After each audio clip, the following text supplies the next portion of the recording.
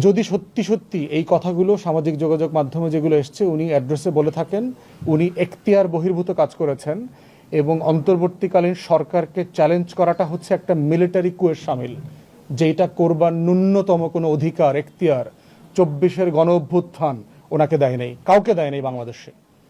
এবং উনি বিভিন্ন বক্তব্যে বলেছেন যে আমি অভিভাবকহীন। আপনার অভিভাবকহীনতার প্রশ্ন আসতেছে কোত্থেকে? দেশে তো সংবিধান সাসপেন্ড হয়নি এখনো, দেশে অন্তর্বর্তীকালীন সরকার আছে। 5ই আগস্টে প্রথম ভাষণটা জনগণের সামনে কে দিয়েছিল? সেনাপ্রধান। কেন? কারণ ওই এটা কি ওনার দায়িত্ব ছিল? এটা কি ওনার এখতিয়ারের মধ্যে ছিল? এবং সব রাজনৈতিক দল কিন্তু তার কাছে গেছে। তাহলে কি হলো ভাই? তাহলে তখন আপনি তার সাহায্য নিতে পারলেন, কোনো সমস্যা হলো না।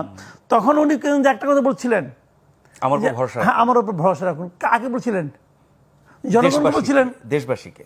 তো জনগণ ওনার ভরসা যদি রাখে, কোনো অন্যায় হয়েছে, তখন আপনি কই আসলেন ভাই?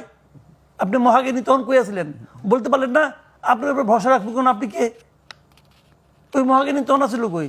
তখন তো সবাই হাততালি দিছে। এখন যখন তাদের মতলব পূরণের ক্ষেত্রে ওই ভদ্রলোক বাধা হয়ে দাঁড়াচ্ছে, তখন হলো গিয়ে উনি এটা করতে পারেন না। উনি করতে পারেন, আপনি করতে পারেন, আপনি করতে পারেন।